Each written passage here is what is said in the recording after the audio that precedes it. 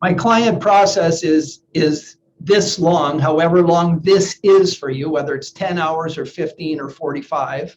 My client process is this long because, and then write down all the reasons why your client process is that long.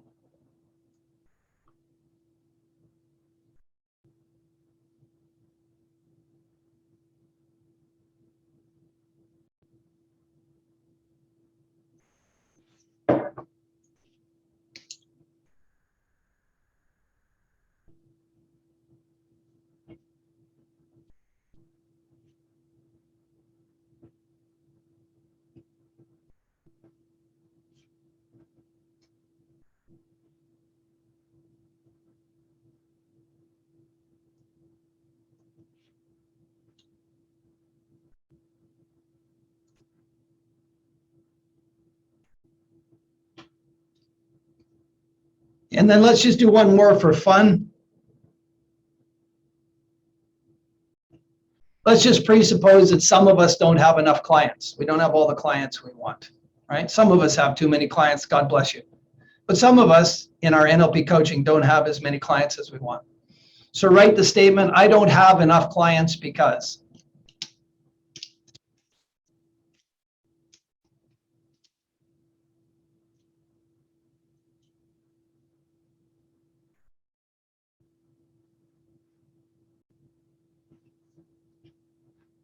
All the becauses.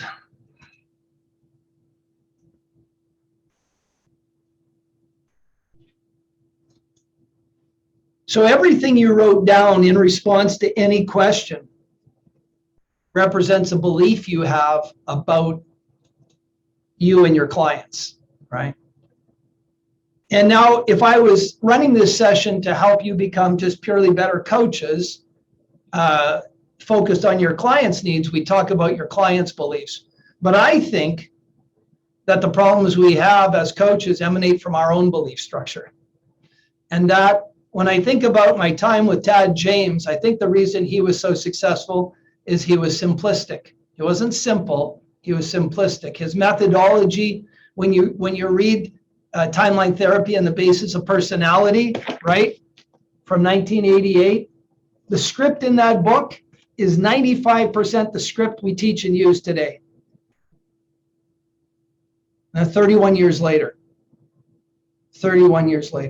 right? When you read that book, and actually, you know, if you've got 40 or 50 clients under your belt where you've done timeline therapy, so you've done 6 to 10 iterations of timeline therapy, so 30 times 10, sorry, call it 300 times you've done timeline therapy, then read this book again, the lights will start coming on. All right? Simplistic, pure, straight ahead. Milton Erickson, and Tad was that way. Tad said on page 10 of your NLP manuals, everybody in our school of NLP knows what page 10 means, but if you're not from the Tad school, page 10 means keys to an achievable outcome. It's a series of questions that allow us to get fairly deep into the unconscious mind to determine what people really, really want. And at the top of that page, Tad asks a simple question that he encouraged you to ask yourself as a coach. And the question is, how is it possible that they don't have it now?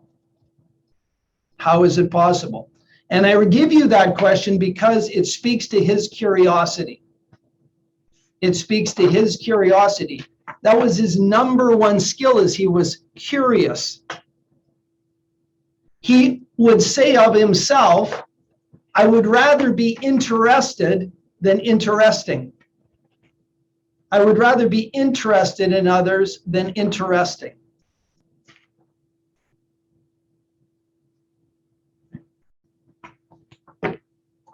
And then the other question that he asked that is in your timeline therapy session is he would ask, how could this person possibly be in this situation? He was always curious. Very simple approach, right? Non-prescriptive, non-judgmental, not requiring labels. It's a how question, not a why, not a why. It's a how could they possibly be here?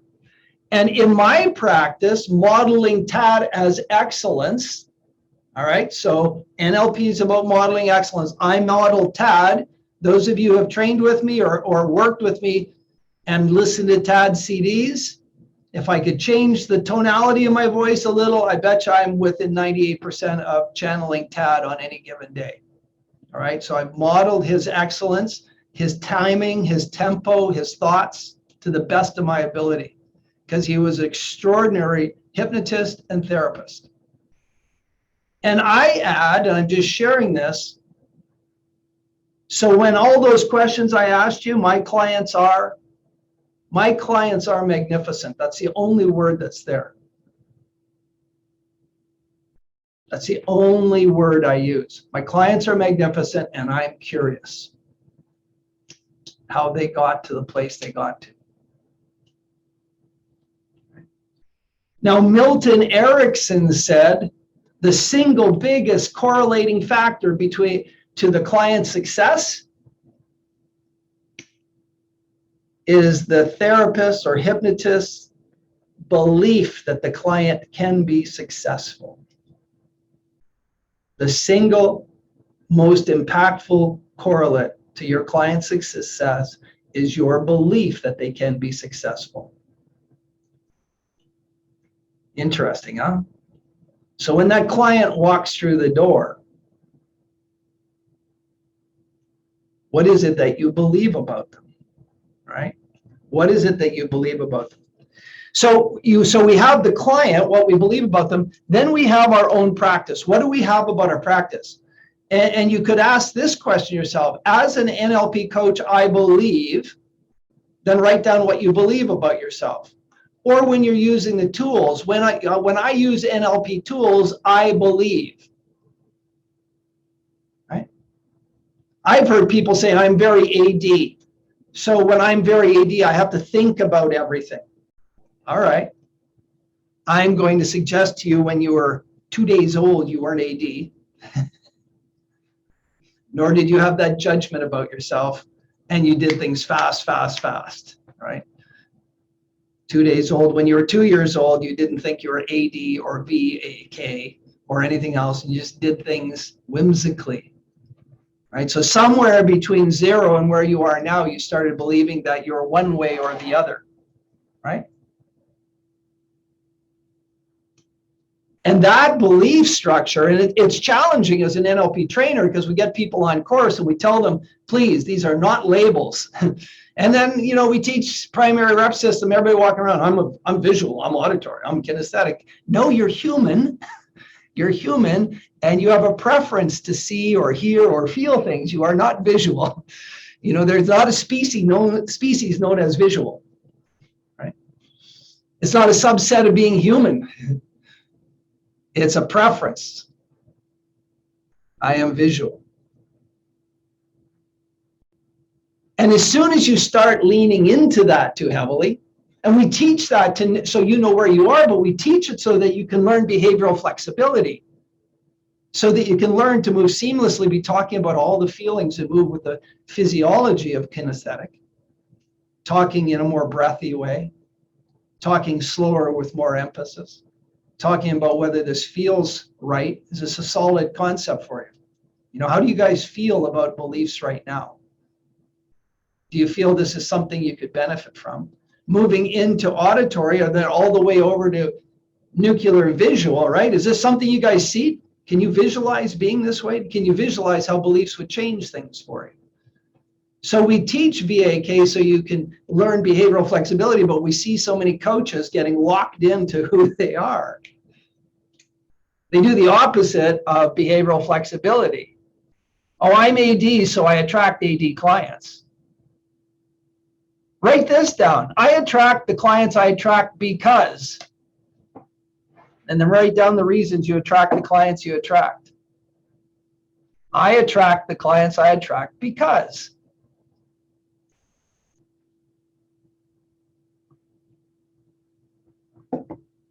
And as you do that, write down perception equals projection. Woo-ha.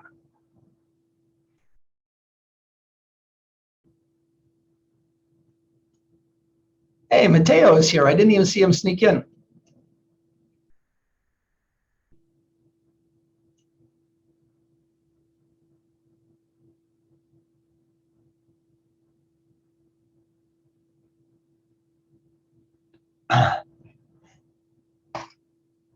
The challenge, I think, of being NLP trained and NLP practicing and having fun with it is that our techno-rational bullshit, the story that we tell ourselves and others about our experience, gets pretty eloquent. You know, I listen to coaches all day long, and Tara and I are surrounded by coaches, and the stories we tell about the experiences we're having in the world are pretty profound. How do I say it politely? They're full of hoo-hoo. The garbage. It's bullshit. I do it. Everybody does it, right? And they're a product of why questions. When you ask a why question, Fritz Perls was really adamant that we don't ask why questions. You want to ask, what is the person doing? How are they doing it, right? So if I was, let's say I was struggling with clients, right? And I did this summer. I played with clients. I just said, how can I make this 12-hour breakthrough last longer? How can I make this breakthrough client last longer?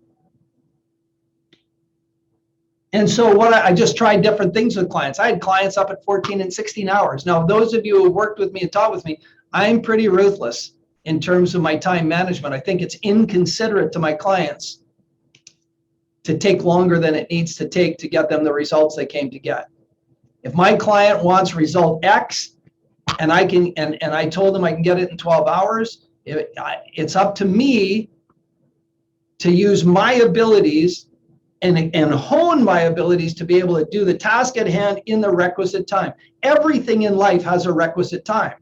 If you were flying from Vancouver to Toronto and the pilot just decided he wanted to fucking joyride around North America, go sightseeing, and the flight took 12 hours instead of 5 with 7 fuel stops, you'd lose your mind. You would not get on that airline twice, right?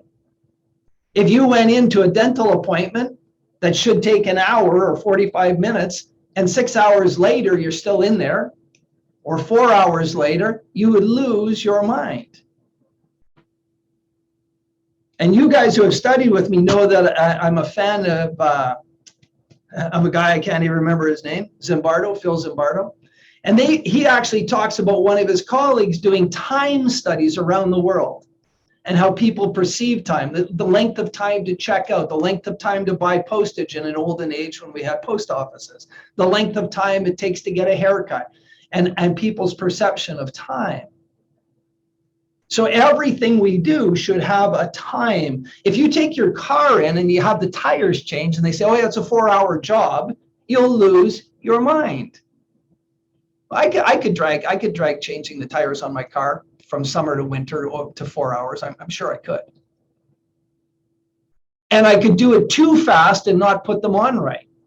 So there's a legitimate amount of time to do everything, right? And so I think it's beholding on us, if we model excellence and we're doing techniques, to be able to do them in a reasonable amount of time, plus or minus, based on our personality. Tara and I have this conversation regularly. But if you ask Tara, why does it take her on average about 20% longer than me to do a breakthrough? She said, because that's the pace I choose and like to work at. I could work closer to your speed, but I choose and I like to work at this pace. Cool. Cool. She knows exactly her skill set, and that's the pace she wants to work at, right? But it's in that realm of reasonable, right? It's in the realm of reasonable. What if you believed your clients didn't have enough money, right? That's, when you get into selling to clients, how many people have had challenges where the clients, I just don't have that kind of money? Come on, be honest. Really?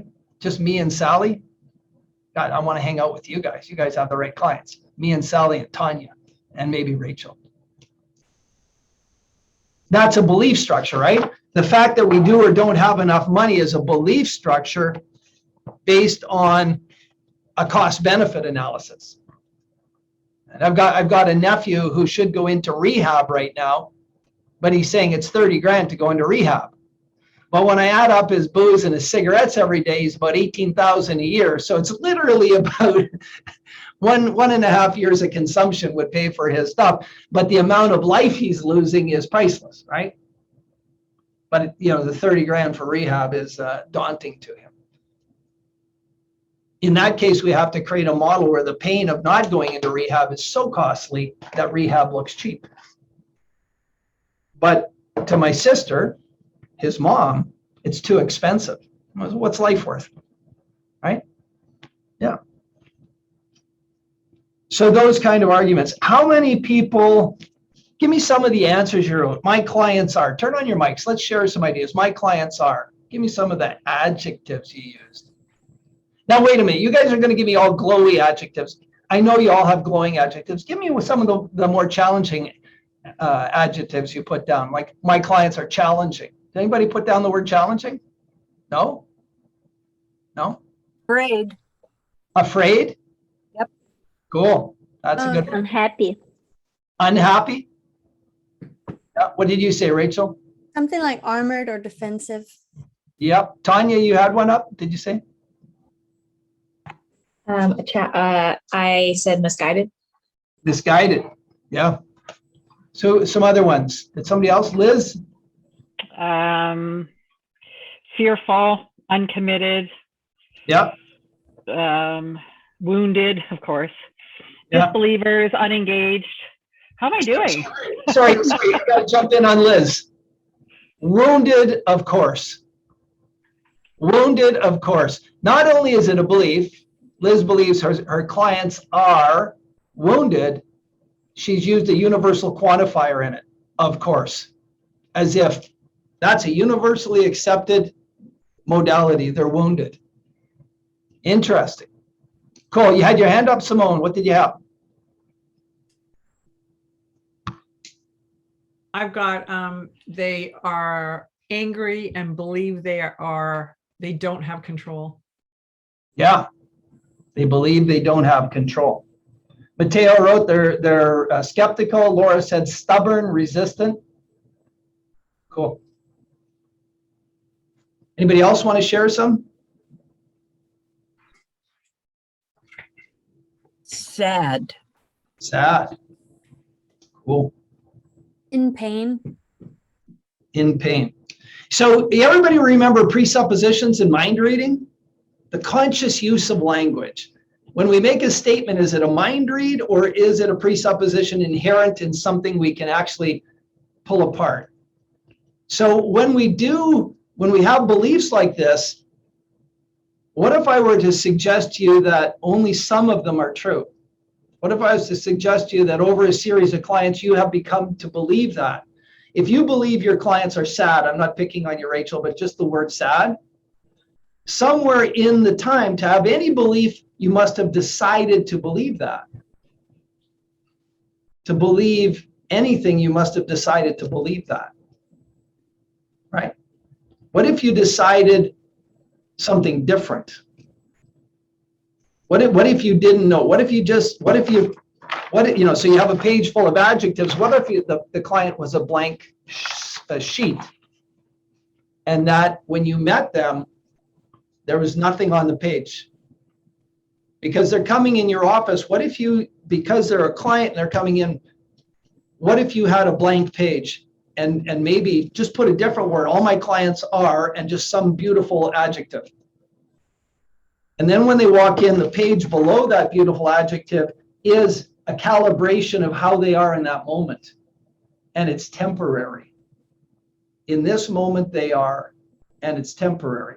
Because remember, from the presuppositions of NLP, all our clients are doing the best they can with the resources they have. There are no unresourceful clients. There's just unresourceful states. So that person who walks in the door is nothing. I don't think they own any of those adjectives. And I think especially the mind reading ones, we need to be very cautious of when we're mind reading. Now, all you guys know I work with people who are traumatized, and I could probably put a bunch of adjectives around traumatized people, and it is so tempting. God, I'm telling you, on any day, it's so tempting to just get a paragraph about who my clients are, and then you just get surprised, and they're not that at all, right? There's somebody who's not that. They're just something had really shitty happen to them. Now their brains acted in a perfect situation to an abnormal situation that's causing a perfect response. Over amygdala activation is a perfect, exaggerated response. It's not a fault, it's perfection. An allergy is perfection. It's your body overreacting to a stimulus perfectly. So when Rachel, you and I did a trauma intervention, when I see traumatized people, I just see their brain as working perfectly. The book, you guys have heard me all do the metaphor of the mind, I think, where your mind is a library. And all your normal memories are in that part of the library that's referenced by your hippocampus. And that part of the library is all pastel colors, soft music, and a cappuccino machine. And all the very negative SEE memories, including trauma, are indexed by the amygdala. They have an amygdala part in their reference system, and they get stored in part of the library that looks like a scene from Harry Potter. But that's not because it's a fault. That's because the amygdala, something abnormal happened, and the amygdala said, we must be alert if this happens again. I will keep us on alert. And in fact, I'm going to do this better than anything you've ever done. I'm going to be alert on delta, theta, beta, high beta, and alpha frequencies. 724. That's how good I'm going to do the job, and that's what it does. And I'm going to keep a little bit of cortisol in your blood. I'm going to keep a little bit of neophenephrine. I'm going to keep a little bit of adrenaline, just in case when it's time to go, you can go really, really fast. It's not a fault. It's perfect. That client is performing perfectly based on their history. My traumatized clients are perfect. Cool. Put an adjective at the top of your page. My clients are. My clients are. How many people have simple clients?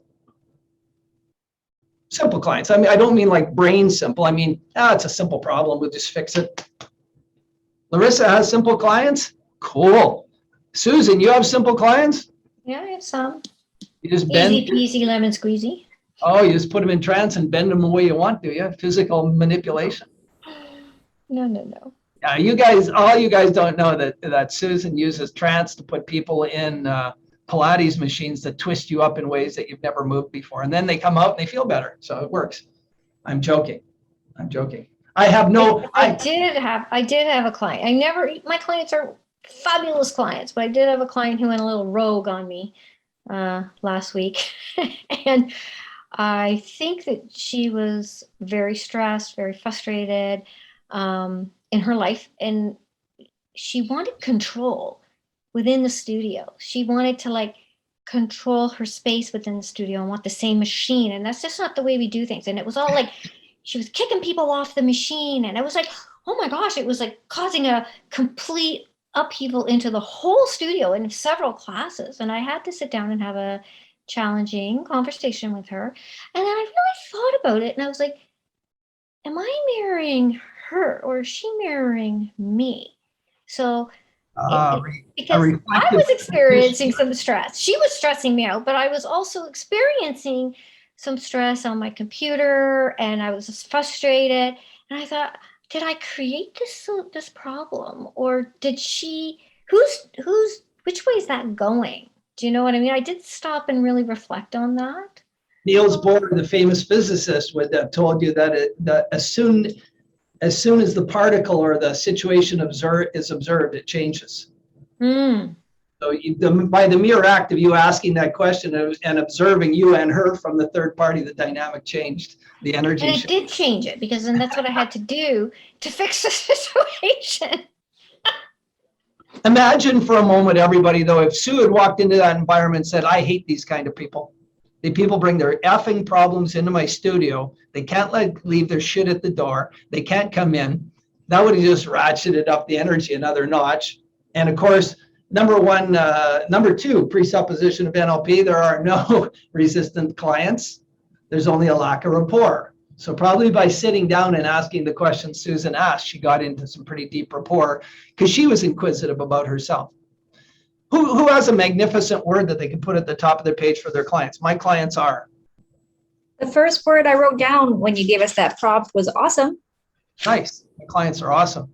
Yeah, they're awesome for a whole bunch of reasons. They're awesome for a whole bunch of reasons. Give me another word. Who put another word up? Sally? My clients are willing. They're willing. That's a brilliant thing. That's a prerequisite for them to be a client.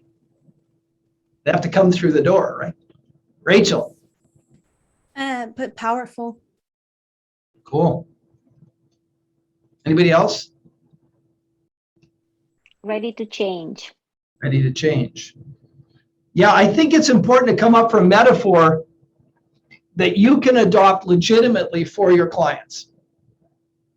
I use the word magnificent, and I play with it this way. And I'm just sharing this so you understand what I mean by a metaphor that you can substantiate and ground in you, that when you say it, you're absolutely congruent, that nobody would ever challenge your congruence. Now, I believe my clients are magnificent on a number of levels, but this is one of the stories I tell. That when you understand the concept of cellular differentiation, how one cell splits into two identical cells and then splits again and starts becoming different cells to become you. The combinations and permutations possible in that exercise so that you could have liver cells and kidney cells and long intestine, short intestine, heart cells, lung cells, hair cells, fingernail cells, all the cells that you get in your body that are all different came from one cell that split into two identical cells. That is magnificence in and of itself. And through that cellular differentiation and splitting, it created a human that has mobility, language, cognition, emotion. And that combination and permutations that came to become you, we stuff the fuel of life in our mouth. And some of us eat chocolate and drink Coke, and other people eat fruits and veggies.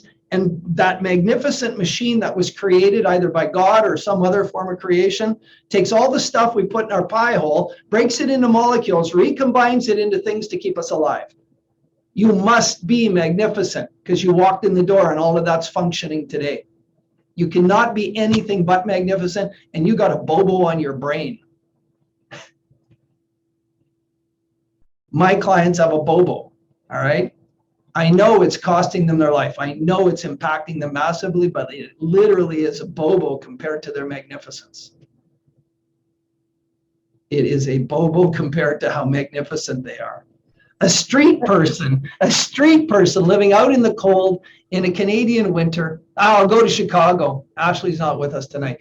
In a Chicago winter, anybody ever heard of the band Three Dog Night? Yeah, Three Dog Night. Yeah, Three Dog Night. Three Dog Night. The band is from Chicago. The name of the band comes from being street people. And it's so effing cold in Chicago, street people always have a dog. Because when you're on the street, you put a blanket over you and the dog keeps you warm from freezing. And it's so cold in Chicago that it was a 3-dog night. You needed 3 dogs to stay warm. It's a 3-dog night. There you go, a little. But a street guy, street woman, not proper diet, not proper hydration, not proper sanitation, and their unconscious mind continues to run and preserve their bodies. If you can't see or hear or experience that as magnificent, if your belief structure can't adopt that is just pure magnificence, that despite all that deprivation, they can still be alive, that is just a testament to the human spirit, to what's possible. So I'm telling you guys, I don't see my clients. And I'm telling you that I do my breakthroughs in 12 hours.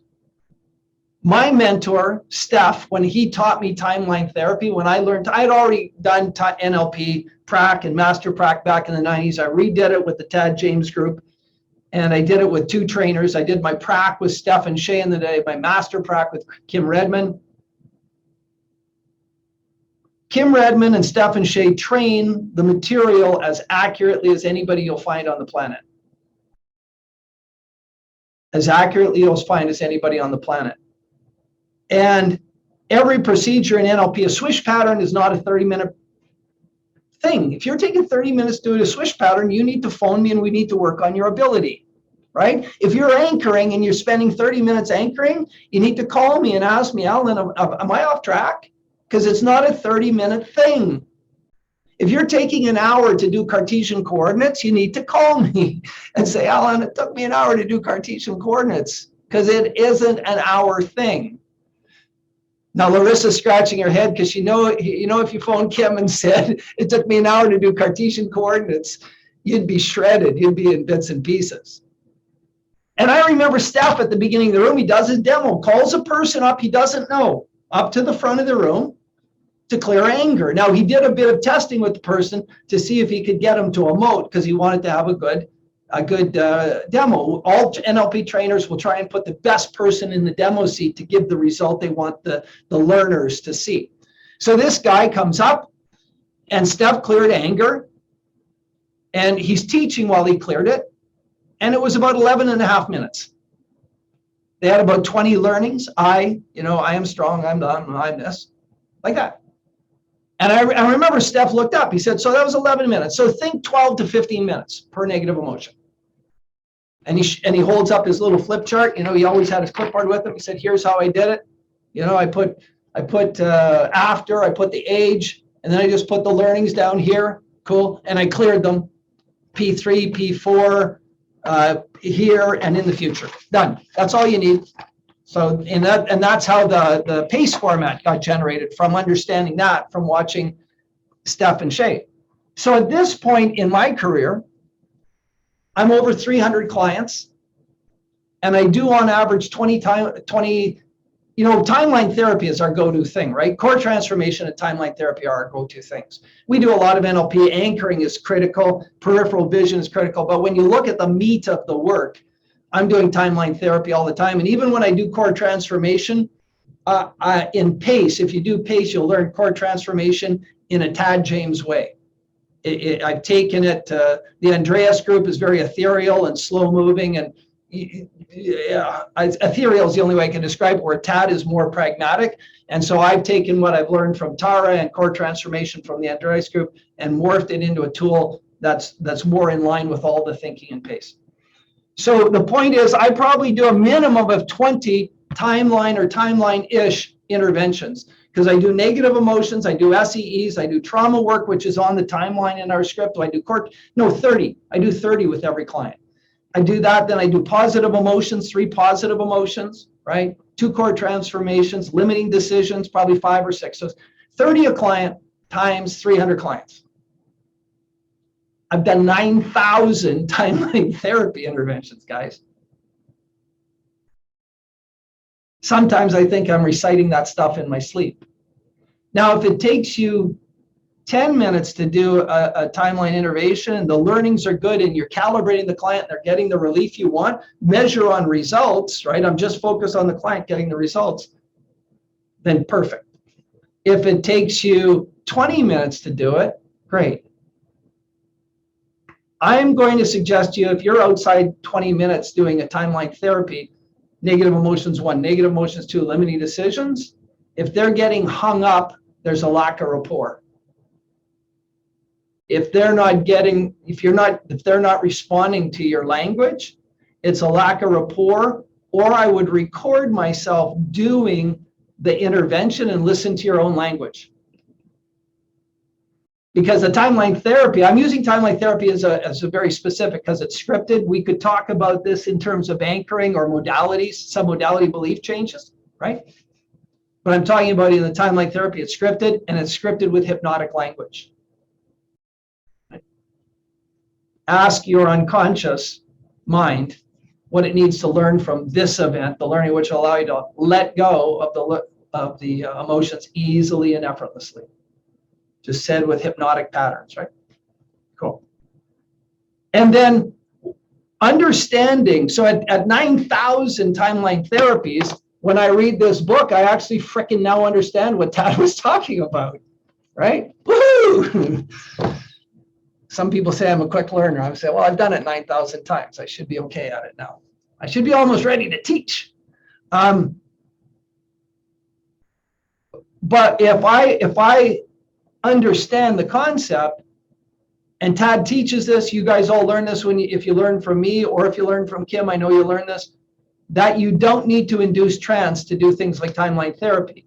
Timeline therapy already induces trance. Going deeper into trance doesn't help it. You need to be in light trance. The fact that you can imagine a timeline and you're traveling on it to a different place in time, you are in trance, right? You are in trance. So, and the script always bypasses your critical faculty. Unless you're in a medium trance, I don't think you can keep somebody beyond their critical faculty more than 20 minutes. That's my belief. I'm now telling you a belief. So if I were to be sitting in a session with you and the technique's going on and on and on and on and on, I'd say, stop. Are they in their conscious or unconscious mind? Are you now in the techno-rational discussion of their problem? Because if you model excellence, and I'll give you some excellent people. William Lamb is probably, I call them the lightsabers. He wields a Milton Erickson lightsaber like probably no other young NLP trainer I've ever met. William Lamb. Don't call him unless you're prepared to use your credit card with him, because he will Milton Erickson you. You will think you have just met your best Jedi Knight friend. He wields that sword. There are other people that wield the like. I'm rereading all of Bandler's work, right? So I'm rereading these books and getting reconnected. The aha moment in here. He's a hypnosis freak, but he's also a submodality freak. Most of his work he locks in with submodality shifting, right? So if I was observing you doing a belief change, which is the elicitation of 4 beliefs doing Bandler's methodology, and you were into 40 minutes, I'd ask you point blank, what are you doing? Because the elicitation of somebody is fast, fast, fast. So you 3 minutes for one, 3 minutes for the other, contrastive analysis, map it across, 3 minutes one, 3 minutes the other, contrastive analysis, map it across, 12 minutes for the elicitations, and then 4 minutes each for the mapping across. And so we're at 20 minutes total for a long one. Right? So if you're out longer than that, I'm going to ask what's going on. And in here, in Abundant Coach, we always talk about maximizing our ability to maximize the client's results, to maximize the number of referrals we get. Right?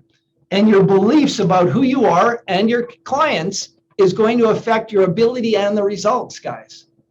If you believe you're not good enough with the technique and you believe your clients are complex and you know that it's going to be a big challenge, perception equals projection.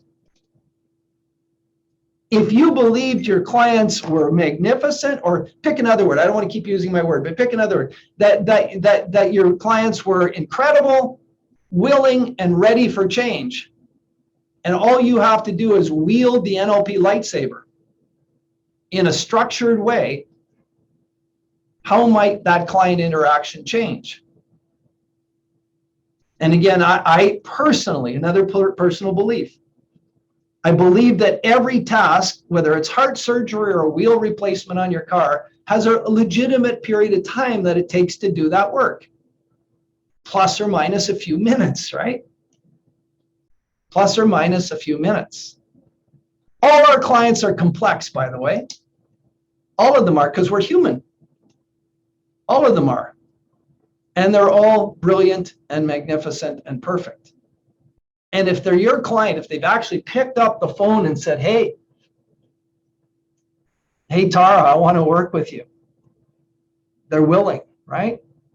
And if you come there and you task them and they're doing the work, they're willing, they're brilliant, And if you do the work right, if you, some of you may not be doing PACE. I don't know if all of you do PACE, but if you're not doing PACE, then create a methodology that works for you. And I would encourage you to measure by results, right? And again, always default to Milton Erickson and Tad James. Be curious and believe that the client can be successful. And actually look in the mirror and ask yourself, do I believe my clients can be successful? And do I believe that I can get them to that success?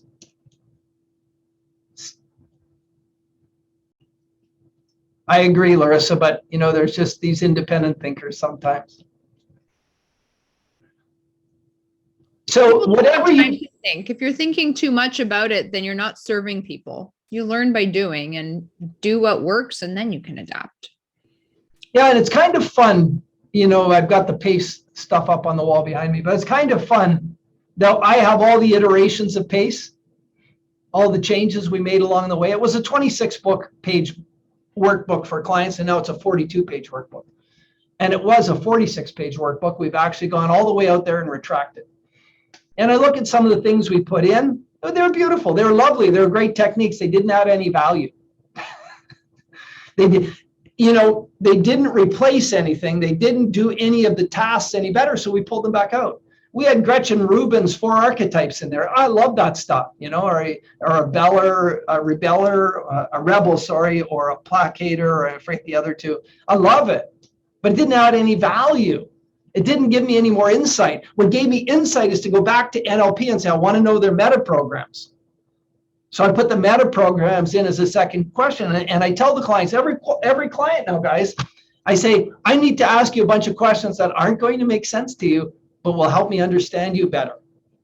It's all about me. And I just start answering, because it is. It is. I need to understand them better. I need to move into their model of the world. And the best way to do it is through the NLP skills. Knowing whether they're any one of Gretchen Rubin's 4 archetypes didn't help me. I'm trying to drop the F-bomb, No, I'm not trying to drop it. That's my problem, Marissa. I want to drop the F-bomb, so I'm dropping it all the time. I want to remove the F-bomb. Fuck, I'm stupid. Sorry. Right? What if you believe, cool.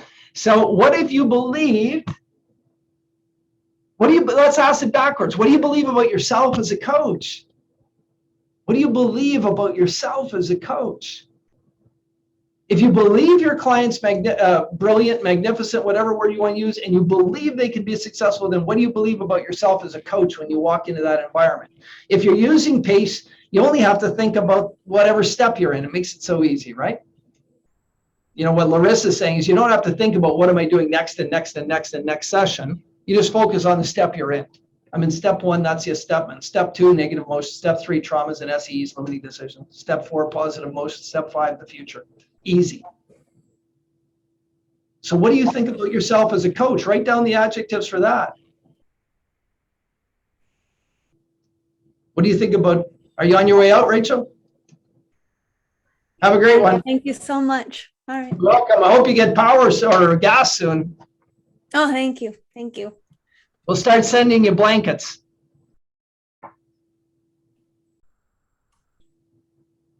It's an interesting exercise because I answered it, and what came up for me was I'm special, I'm great, I'm powerful, amazing, strong, and a master.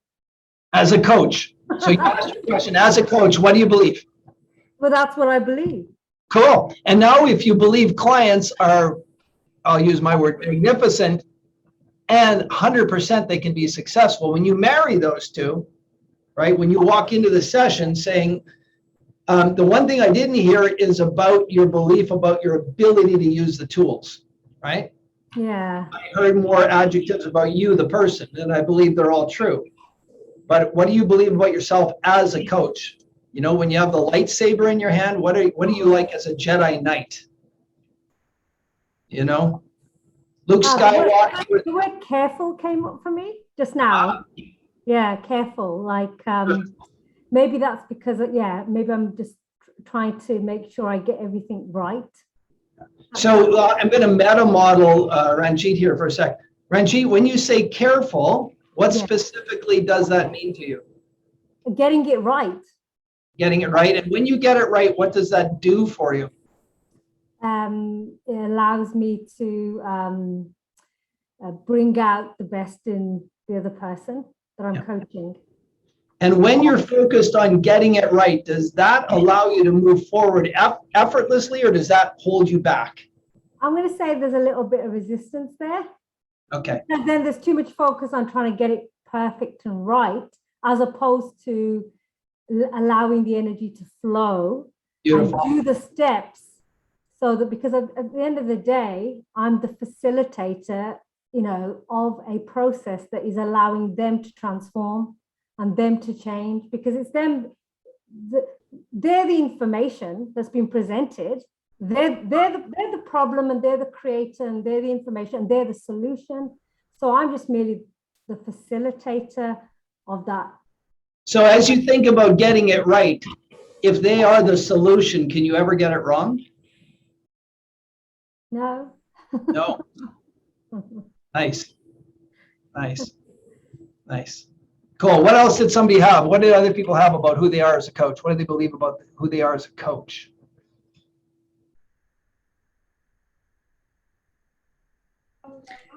I'm skillful, capable, thorough, ruthlessly compassionate, resourceful, and curious. I love it. The synesthesia of ruthless and compassionate. Yeah. I'm going to rub your back with sandpaper. I'm ruthlessly compassionate. You can. Yep. Yep. I know Larissa well enough that that's a pretty good metaphor. Right on. That's good. And when you're wielding the lightsaber, what are you? You're ruthlessly compassionate. What else? I'm using the Jedi Knight, metaphor because I like You're talking Jedi. to me or someone else? Talking to you still, Larissa. I've never actually seen Star Wars. I have no desire to, but I'm just pretending. Well, you should. It's one of those great metaphors about good and evil. There's always two, learner and. No, it's like a space movie. It's not my thing. No, it's not a space. More into like rom-coms, like Legally Blonde, if I have Not to a watch space movie, but that's okay. But seriously, when you're actually wielding the tools of NLP, what do you believe about yourself as a coach?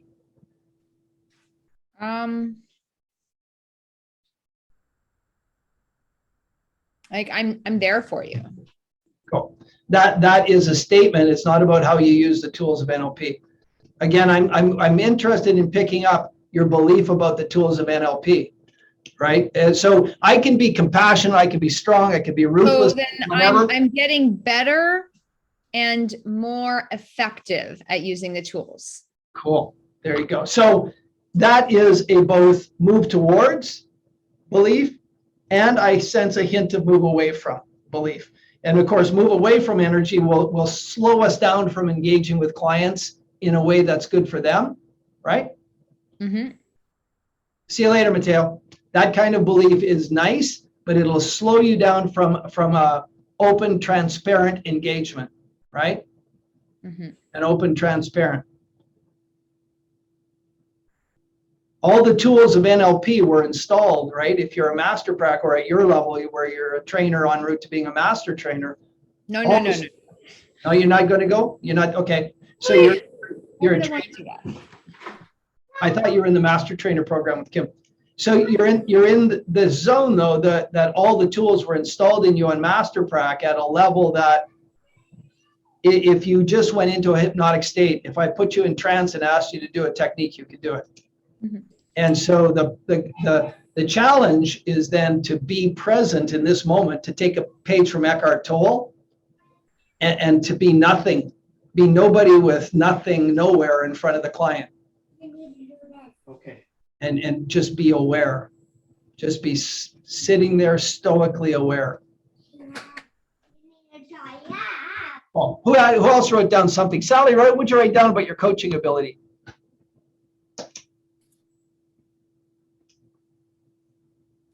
I wrote down I'm resourceful.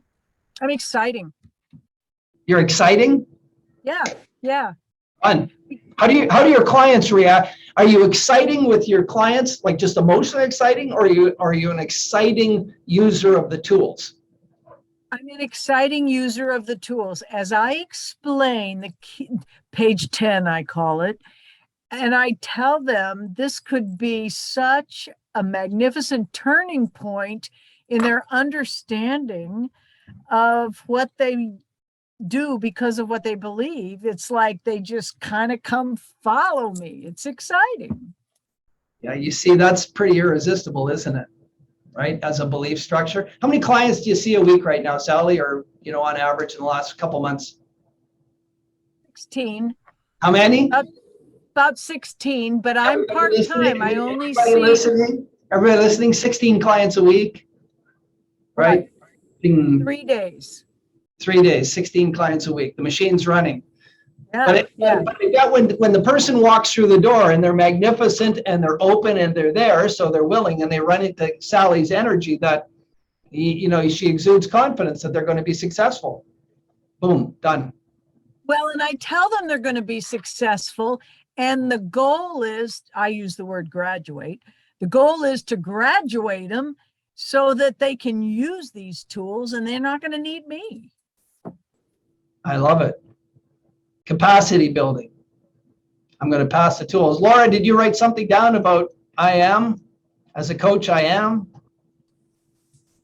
Yes, I did. I wrote capable, intuitive, strong, flexible, skilled, elegant, and curious. Wonderful. I love it. And whether you did NLP or EMDR or CBT, that would still be true. So how do you describe yourself as an NLP coach wielding NLP tools? Probably similar to what Larissa said, like getting better. But she's not here anymore. Tell us what you believe about yourself. I can see her at the bottom, even though my peripheral vision is limited. Skilled and getting better every time. Cool. How many people here, I'll keep going for a sec. Tara, what do you believe about your skill set as a coach? She believes she's making dinner. Simone, are you out there? No, Simone's gone. Liz. Oh, Simone's here. Yeah, okay, go ahead. When you say, as an NLP coach, I am, what are you? Me or Liz? No, we'll go with Simone. Liz didn't pop up yet. Okay. As an NLP practitioner, I am centered, reliable, creative, very creative with my clients, inspiring, and I motivate my clients. Okay, cool. You guys are all in this high vibration, excited coaches realm. It's fun. It's fun. Tanya, did I ask you? No? I am present and conscious and fun and also awesome and evolving and learning. Right on. Right on. Mira, where are you at? I am. I am here, abundant coaching. Did you ask me what I believe as a coach? Yeah, what do you believe about yourself as an NLP coach? I am. Yeah. I'm resourceful, I'm skilled, I'm able to guide, and I'm flexible. Nice. Who have I missed here? Susan, I didn't grab you, did I? And I need Liz as well.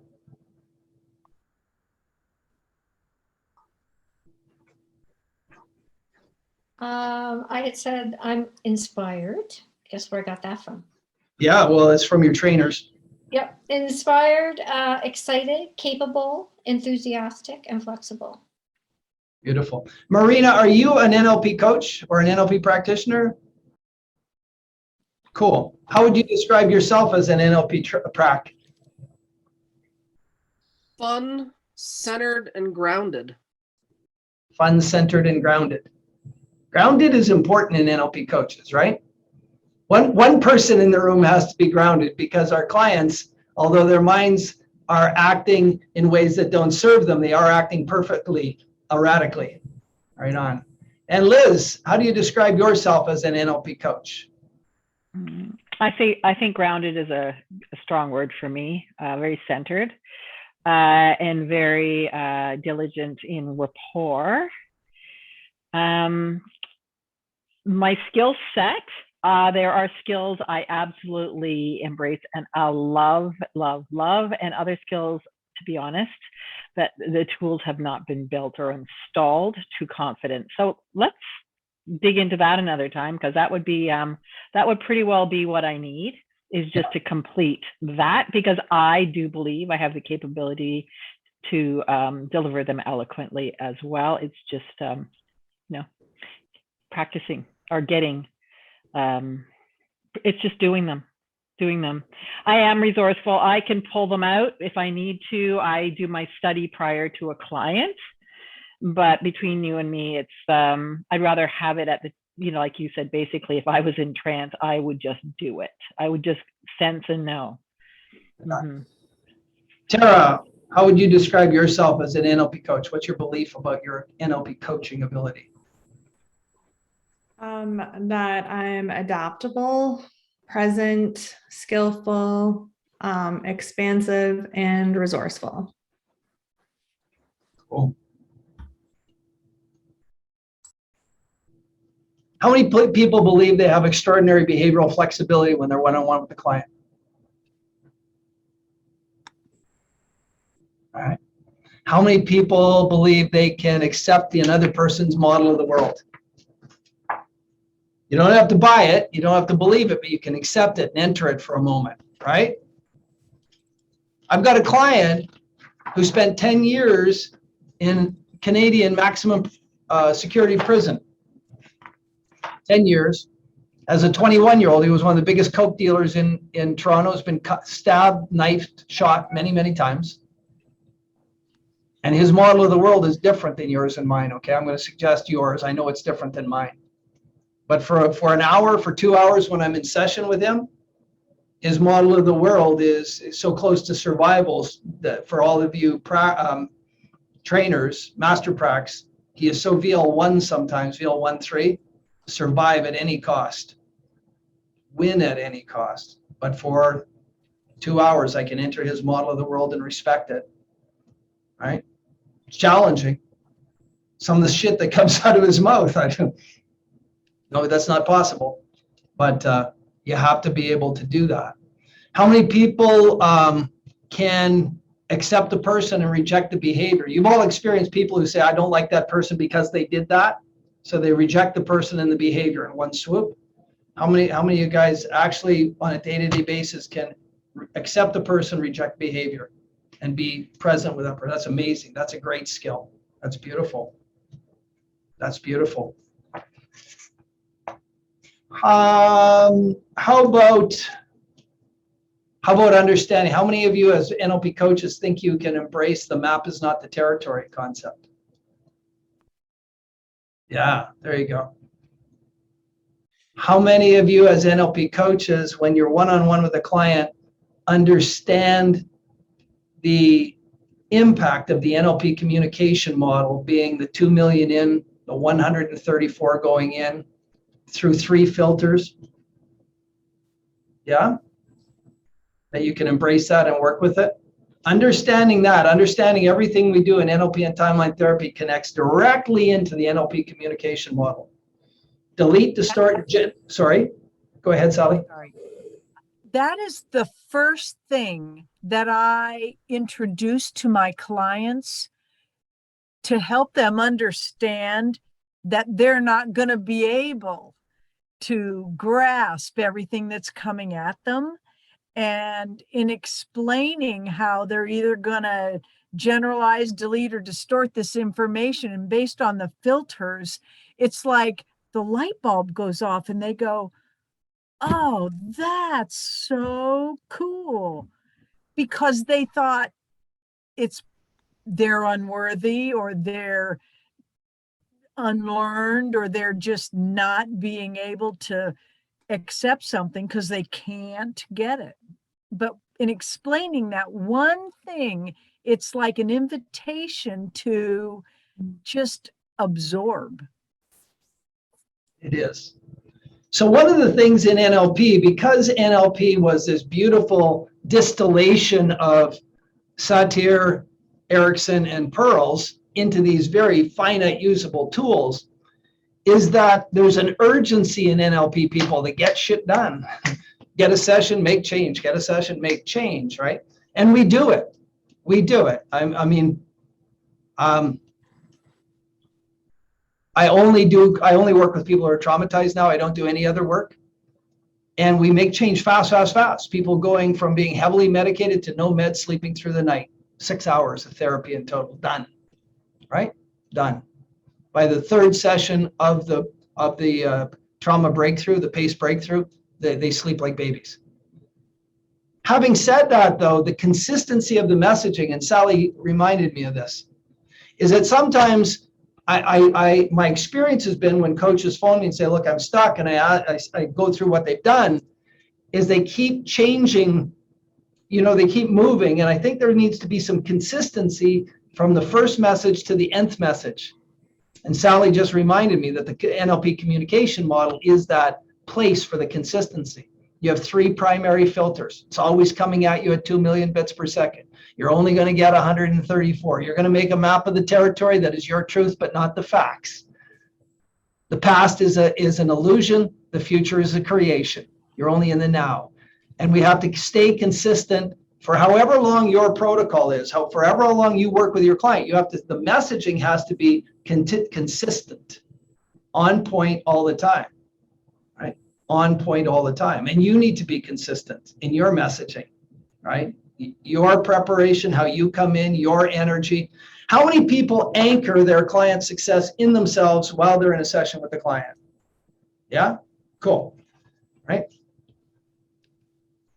That single act can allow you to be as happy as Sally when you're working with clients, right? Because you just get in there, they're going to have massively good results, right? They're going to have massively good results. All right, what time?